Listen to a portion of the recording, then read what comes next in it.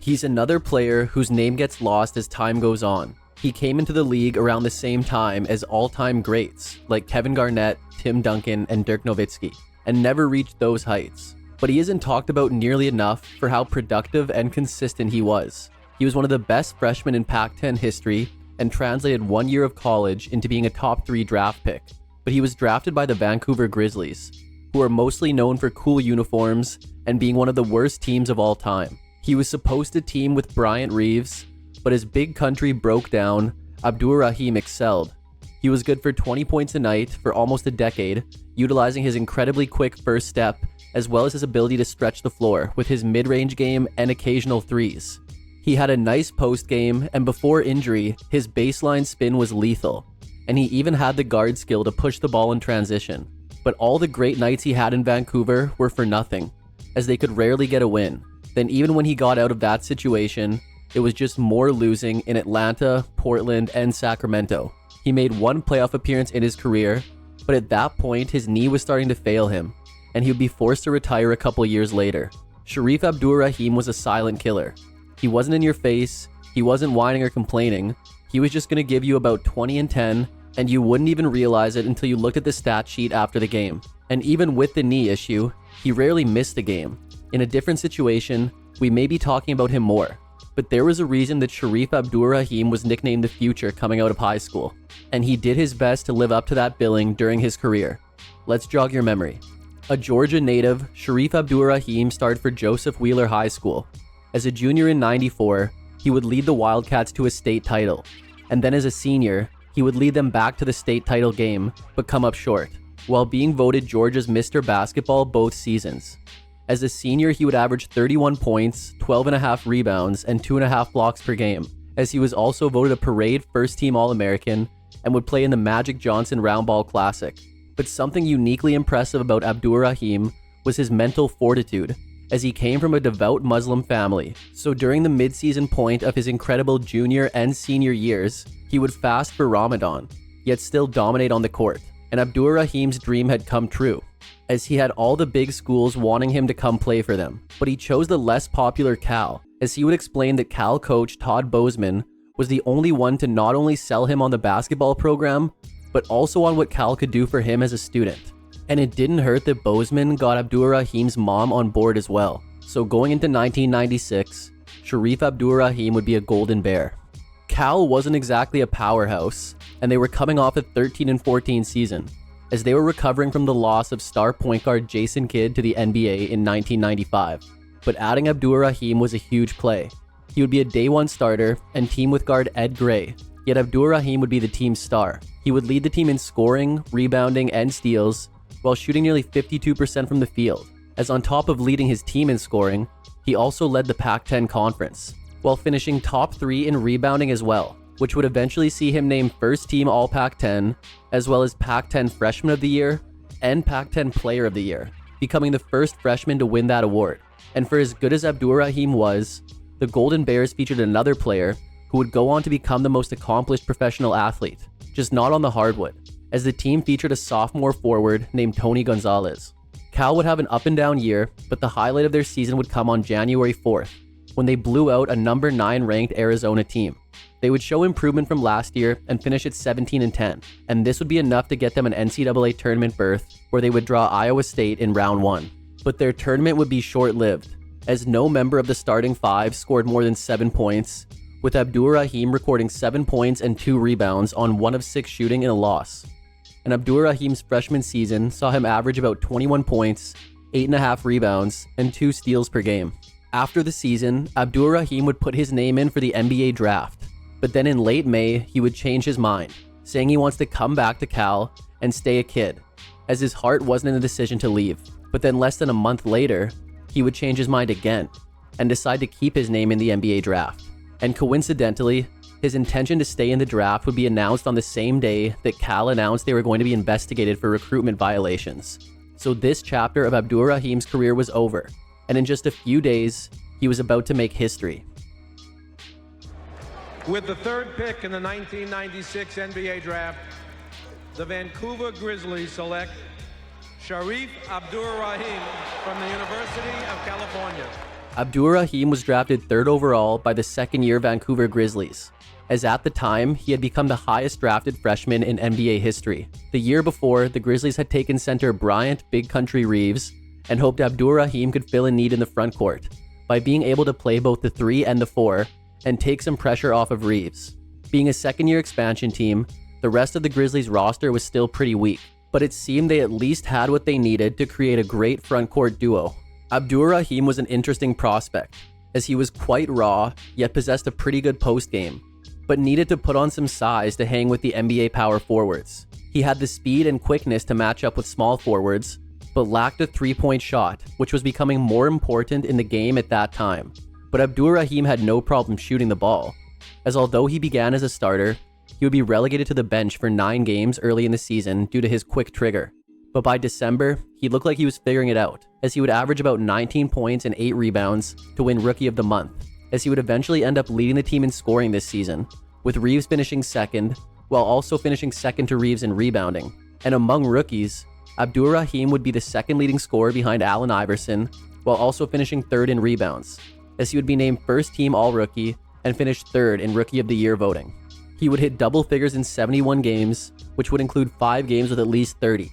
He would also record 16 double-doubles and even a 26-point, 10-rebound, and 10-assist triple-double in an April 19th win versus Phoenix. But a rookie Abdur-Rahim wasn't going to turn the Grizzlies around, as they would start the year 8-35 before head coach Brian Winters was fired and replaced with GM Stu Jackson for the rest of the year. Abdur-Rahim would also appear in the Rising Stars game during All-Star Weekend, where he would have 17 points in a loss. The Grizzlies wouldn't fare any better with Jackson, as they went 6-33 over the rest of the season, including going 3-25 in their final 28 games, to finish with the league's worst record at 14-68, as Abdur-Rahim's rookie year saw him average about 18.5 points, 7 rebounds, and 2 assists per game. The Grizzlies' first 2 draft picks had been pretty successful, but they weren't able to go 3 for 3 this year, when they selected Antonio Daniels 4th overall. However, this was one of the weaker drafts in history. The Grizzlies featured a new coach in Brian Hill and would roll out year 2 of their frontcourt duo, which would be the peak of their time together. Abdur-Rahim upped his scoring to again lead the team, while again finishing second to Reeves in rebounding, and his 22.3 points per game would be good for 6th in the league, and he would also finish in the top 20 in offensive rebounds with 227. The Grizzlies' 3rd leading scorer last year had been Anthony Peeler, but they would trade him to the T-Wolves for Doug West, who didn't really pan out due to some alcohol issues. They had also acquired veteran big man Otis Thorpe before the start of the year, but he would only manage 47 games. Yet Abdur-Rahim was consistent. He would hit double figures in all but 1 game, while putting up at least 30 in 12 games, and would also record 13 double-doubles, including a December 14th win versus Houston, when he had 22 points and a career-high 13 assists. But the Grizzlies just couldn't find the winning formula. Even though they had the 11th best scoring offense, their scoring defense was the 2nd worst in the league, as they would string together more than 2 straight wins just once this year, and finish the season at 19-63, as Abdur-Rahim's season ended with him averaging about 22.5 points, 7 rebounds, and 2.5 assists per game. The 1998 offseason was longer than expected due to the lockout, and when the lockout finally ended and everyone returned for training camp, Big Country was even bigger, as he had reportedly made a habit of starting the season overweight and then playing himself into shape. Except this time he had more time to gain extra weight and less time to work it off, as his quick decline would start this year. So Vancouver knew they had to keep Abdur-Rahim happy and would reward him with a 6-year, $71 million extension. The Grizzlies had made up for the Daniels pick by selecting Arizona's Mike Bibby 2nd overall, as he and Abdur-Rahim would essentially be the Grizzlies' whole team this year. With a capable point guard like Bibby, Abdur-Rahim would have the best scoring season of his career. He would once again lead the team in scoring, and with Reeves' decline, he would also lead the team in rebounding, and his 23 points per game would be the 4th highest average in the league, as well as his career high. But he was doing so on a career low 43.2% shooting, as with a larger offensive responsibility, he took a career high in shots. And his 893 field goal attempts were the 4th most in the league, as well his 40.4 minutes per game would be a career high and a top 5 mark in the league. And with Reeves only appearing in 25 out of 50 games, teams could put all their defensive focus onto Abdur-Rahim, making his life much more difficult, as he would also lead the league in turnovers with 186. But he would still hit double figures in all 50 games, while recording 5 games with at least 30, and 11 double-doubles, as his best game of the year came in a February 17th loss to Boston, when he had 39 points and 13 rebounds on 60% shooting. After a 3-3 start, the Grizzlies only managed 5 more wins over the course of the season, while also going on a 13-game losing streak, as they had a bottom 5 scoring offense and defense, and would finish with a league-worst 8-42 record. And Abdur-Rahim's season saw him average about 23 points, 7.5 rebounds, and 3.5 assists per game. At this point, the Grizzlies' embarrassing lack of success had them losing popularity quickly, and made them a less than ideal destination for players. So when they had the second pick of the '99 draft, the obvious choice in Maryland's Steve Francis had already made it clear that he had no interest in playing north of the border for the Grizzlies. But he was the best talent on the board, and Vancouver would take him anyway.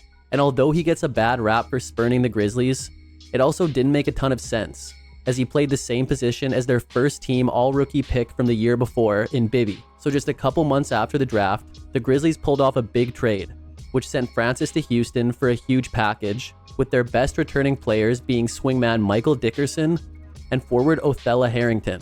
And the Grizzlies would need the manpower, as Reeves was completely breaking down. Although he would appear in 69 games, he would average less than 9 points in less than 26 minutes a night. As had become the usual, Abdur-Rahim again would lead the team in scoring as one of 4 players to average double figures. And at this point, Abdur-Rahim was one of the league's most consistent and underrated scorers, as he would yet again be a top 20 scorer in the league. But where he really stepped up was on the glass, as his career-high 10.1 rebounds per game would be 6th in the league, as for the first time in his career, he could truly call himself a 20-10 player. He would hit double figures in all but 2 games, while recording 43 games with at least 20 points, and 42 games with at least 10 rebounds, as he would have 42 double-doubles this year. And this would include a 36-point and career-high 22-rebound game in a February 6th loss to Dallas. But at this point, the Grizzlies were a perennial cellar dweller, as after a 4-18 start, head coach Brian Hill would be replaced with Lionel Hollins. The Grizzlies' defense had improved to the 17th ranked scoring defense in the league, but with a bottom 5 scoring offense, they were only able to go 18-42 under Hollins. However, this was still a franchise milestone for the Grizzlies, as in their 5th year of existence, they would hit the 20-win mark, finishing at 22-60, but obviously missing the playoffs. And Abdur-Rahim's season saw him average about 20.5 points, 10 rebounds, and 3.5 assists per game. During the offseason, Abdur-Rahim would finally get to experience some winning, as he would suit up for Team USA at the Sydney Summer Olympics, where he would average about 6.5 points and 3.5 rebounds, while helping the US to a gold medal. Back in the NBA, for the 3rd straight year, the Grizzlies would have the 2nd overall pick and would use it on LSU's Stromile Swift. They would begin the year with yet another new coach in Sidney Lowe, as this would be Abdur-Rahim's 5th coach in 6 years. Reeves would manage 75 games this season, but he was playing less than 25 minutes per game and giving the Grizzlies about 8 points. In what would be the final year of his career, the Grizzlies were planning for the future as they sent one of their top players from last year in Othella Harrington to the Knicks in late January for a package which included draft picks.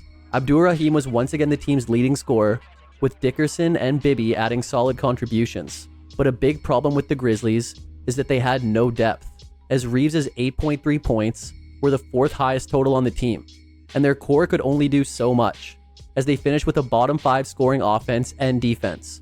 Abdur-Rahim did his usual work, as he would hit double figures in every game he played, while having 7 games with at least 30, and recording 33 double-doubles. But the Grizzlies still finished the year at 23-59, as Abdur-Rahim averaged about 20.5 points, 9 rebounds, and 3 assists. But the Grizzlies were about to go through some major changes. Over the years, Vancouver's fan base had been dwindling, to where they had a bottom 5 attendance in 2001, and in hopes of a fresh start, they would apply and be approved for relocation, meaning going into the 2002 season, they would now be the Memphis Grizzlies. But they were apparently trying to completely wipe the slate clean, as on draft day, they would package Abdur-Rahim in a deal to Atlanta, which saw them receive a package headlined by the 3rd overall pick, Pau Gasol. So Abdur-Rahim was getting out of a losing situation, but unfortunately, he was just joining another one. The Hawks were coming off a 25-57 season, which had seen them trade away franchise legend Dikembe Mutombo, but they did have one bright spot in 3rd-year guard Jason Terry. The Hawks had received Theo Ratliff and Tony Kukoc in the Mutombo trade, but injuries would hit both of them this year. Ratliff had yet to suit up for the Hawks, and this year he would manage just 3 games until a hip injury ended his season. Kukoc would fare better, but a quadriceps injury would limit him to just 59 games. So in what was nothing new for Abdur-Rahim, he would be expected to produce a lot of the offense on a bad team, as he would average over 20 points per game for the 5th straight season. And even in his first year on a new team, he would again lead the team in scoring and rebounding, as he and Terry combined for over 40 points per game.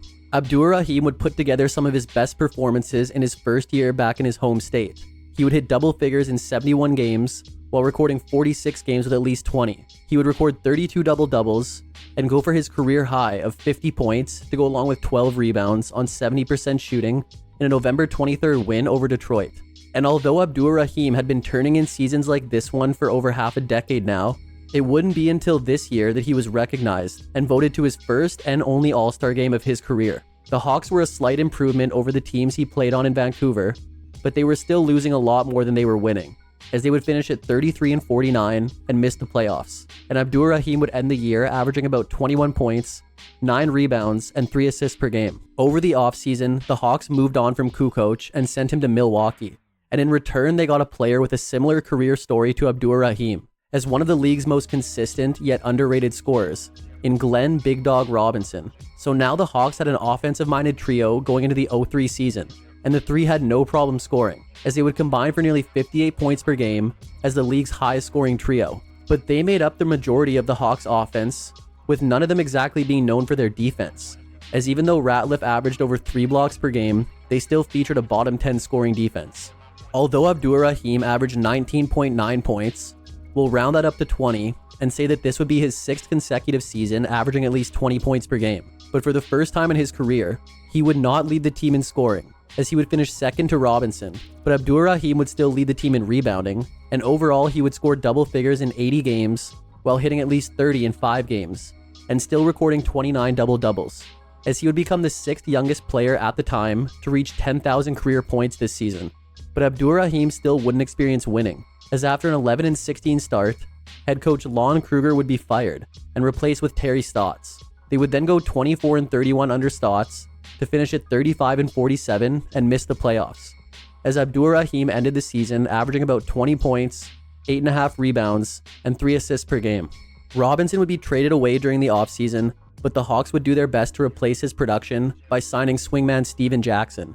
With Robinson gone, Abdur-Rahim retook his place as the team's top scorer, as he was putting together a great season, averaging over 20 points and over 9 rebounds, while shooting close to 49%. But whatever the Hawks were doing wasn't working, and they would start cleaning house this season, as after an 18-35 start, Abdur-Rahim would be one of the first dominoes to fall. During the All-Star break, Abdur-Rahim would be packaged in a deal sent to Portland for their star big man Rasheed Wallace. But once Abdur-Rahim got to Portland, his career production would see a significant drop. Abdur-Rahim would go from averaging over 20 points with Atlanta this season to 10 points in Portland, but this wasn't really his fault. The Blazers were trying to figure out how to incorporate him into the offense when they already had a great player at the power forward position in Zach Randolph and had picked up a more natural small forward around the same time as they had acquired Abdur-Rahim in Darius Miles from Cleveland. So Abdur-Rahim would be used as a bench player for the first time in his career, as he would only get about 23 minutes per game. And in the 32 games he played for Portland, he would only hit double figures in 16 of them, with his best game coming in his Blazers debut, when he had 20 points and 12 rebounds in a loss to Denver. But even though he wasn't getting as large of a role, he was always available, as between his time with the Hawks and the Blazers this year, he played in a league-leading 85 games. Yet the Blazers were 24-25 at the time of the trade, and would finish the year at 41-41 and miss the playoffs. But for Abdur-Rahim's overall season, he would average about 16.5 points, 7.5 rebounds, and 2 assists per game. Up to this point, Abdur-Rahim was the definition of consistent, not only in his production, but also in his availability, as he could definitely be referred to as an Iron Man after his first 8 seasons, but that would change in 2005. Going into the 05 season, Abdur-Rahim had played in 609 of a possible 627 games in his career. He had started the season strong, as he was again a starter and would hit double figures in each of the team's first 20 games. But in mid-December, he would suffer a hyperextended elbow, which would keep him out of the next 6 games. He would try to come back and would play 3 more games, but the elbow was worse than he thought, as he would require surgery, which would result in him missing about a month and a half, as overall he would play in just 54 games this year. And he wasn't the only injury that the Blazers had to deal with, as their other star big man Zach Randolph would struggle with a knee injury and only manage 46 games. And another one of their offseason acquisitions in Nick Van Exel had missed 29 games with injury. When Abdur-Rahim did return in mid-February, he looked good. It took a little bit of time for him to get back into the swing of things, but he would have at least 20 points in 15 of his final 30 games, while scoring below double figures just 3 times. And overall would shoot over 50% from the field this season. But with all the injuries, the Blazers would regress from last year, as they finished 27-55 and missed the playoffs. And for the regular season, Abdur-Rahim would average about 17 points, 7.5 rebounds, and 2 assists per game. During the offseason, the Blazers and Nets agreed on a sign-and-trade, which sent Abdur-Rahim to New Jersey. But less than a week later, the Nets rescinded the trade. The trade would have seen the Nets receive Abdur-Rahim, with Portland receiving a first-round pick. But Abdur-Rahim had failed his physical, so it seemed that his elbow hadn't fully healed. But it turned out that it wasn't his elbow at all. It was his knee, as doctors had found scar tissue, which presumably was from a knee surgery he had undergone way back in high school. And because the injury was pre-existing, Abdur-Rahim's contract wouldn't be insured if he re-injured his knee. And the Nets didn't want to take another chance after being burned by their signing of Alonzo Mourning a few years earlier, who barely played due to kidney issues. So soon after, the trade was put on hold. And during this time, Abdur-Rahim would be quoted saying that he didn't really want to be a Net. And it turns out he wouldn't have to, as New Jersey pulled the plug on the trade a couple days later. But then Abdur-Rahim revealed that every team he had played on prior to this had known there was something wrong with his knee, dating back to his arrival in Vancouver. Yet he had always just played through it. But the Kings didn't care, and they would swoop in and sign Abdur-Rahim to the mid-level exception, taking a chance on him where he would be reunited with his point guard from Vancouver. The 06 Kings featured Mike Bibby and Peja Stojakovic as their top players, and in the front court they had center Brad Miller and power forward Kenny Thomas. Abdur-Rahim would begin the year as a starter for the team, as he was averaging about 16.5 points on over 54% shooting, but would suffer a broken jaw in a collision with Portland's Zach Randolph on Boxing Day. This was supposed to keep him out 2 months, but Abdur-Rahim showed his toughness and was back in less than a month with his jaw wired shut. But Thomas had taken over as starter while Abdur-Rahim was out, and shortly after his return, the Kings would trade Stojakovic for Ron Artest, as now Abdur-Rahim was coming off the bench for the rest of the season. But as a bench player, he would only average about 10 points per game. Yet the Kings were able to string together some wins during the second half of the year to end the season at 44-38, which was the first winning record of Abdur-Rahim's career, and would also lead to his first career playoff appearance. Sacramento would push the defending champion Spurs to 6 games before losing, in what would be a mostly forgettable debut for Abdur-Rahim. Although he would shoot over 53% for the series, he would only average about 9 points, as he would have 5 games scoring in single figures. But his one outlier would be a great game 2, in which he came off the bench to put up 27 points and 9 rebounds on 12 of 19 shooting, in what ended up being an overtime loss for Sacramento. But Abdur-Rahim's regular season would see him average about 12.5 points, 5 rebounds, and 2 assists per game. Yet the 2007 season would show that there was something really wrong with Abdur-Rahim's knee. Abdur-Rahim's knee had reportedly already been bothering him quite a bit throughout last season, but he played through it. Yet it had gotten worse this season. But Abdur-Rahim was never one to complain, and once again he would play through it, appearing in 80 games this year. However, he wasn't moving like he used to, and the things that made him so great early in his career, like his quickness and first step, were seldom seen because of a deteriorating knee. He would go back and forth between the starting lineup this year when needed, as he would still start 45 games. But he was playing a career low 25 minutes per game, as his numbers across the board were career lows, including his first season not averaging double-figure scoring. And it's not that he was having a bad year, it's just that his knee wasn't allowing him to play at the level he once was able to reach. The Kings would get a full year of Artest and a breakout season from third-year Kevin Martin, but after once being considered a franchise savior in Vancouver, Abdur-Rahim was nothing more than a rotation player, as the Kings would go just 33-49 and miss the playoffs. And for the regular season, Abdur-Rahim averaged nearly 10 points, 5 rebounds, and 1.5 assists per game.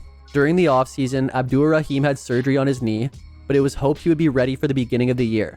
And he was in the lineup during the Kings season opener, but after playing about 18 minutes in this game, his playing time started dropping significantly, as his knee couldn't handle more than a few minutes of action. He would appear in 6 of the team's first 7 games before having to sit out, and then in early December, it was announced he would need another surgery on his knee, which would end his season, as the Kings would end up finishing at 38-44 and missing the playoffs, as Abdur-Rahim averaged about 1.5 points, 1.5 rebounds, and half an assist per game. But that unfortunately was the last of Abdur-Rahim on an NBA court. Prior to the 2009 season, Abdur-Rahim announced his retirement, as his knee had become arthritic and prevented him from being anywhere close to the type of player he knew he had to be to compete in the NBA, as this marked the end of one of the great underrated NBA careers. Shareef Abdur-Rahim was a high upside prospect coming into the NBA, and quickly became the hope of Vancouver. He acted as the brightest light during the dark days of the expansion Grizzlies, and would not only be a great player for the franchise, but would also be a great player in the league in general. He didn't get his full recognition, as he consistently played for some of the worst teams in league history while in Vancouver. And on top of that, their popularity shrunk as each year went on. Then when he finally got out of Vancouver, he was still the same consistent offensive force, but always found himself stuck in losing situations. He never did get a legit chance to win, and then he was blindsided by a quickly deteriorating knee. But even with the constant pain, Shareef Abdur-Rahim came to work and never complained, as one of the most available players throughout his career. And when healthy, he could go toe-to-toe with anybody. He was one of the great underrated power forwards during a time when most were overshadowed by the Garnetts, Duncans, and Nowitzkis. But it's more than likely that if you asked any of those guys about some of their hardest matchups in the late 90s and early 2000s, that Reeves would be one of them. But that's it for today's episode on Shareef Abdur-Rahim. Hope you enjoyed it, and make sure to subscribe for more videos like this. If you liked it, check out this one on the Grizzlies' inaugural draft pick, or this one on Abdur-Rahim's point guard in Vancouver and Sacramento. Thanks for watching, and see you next time.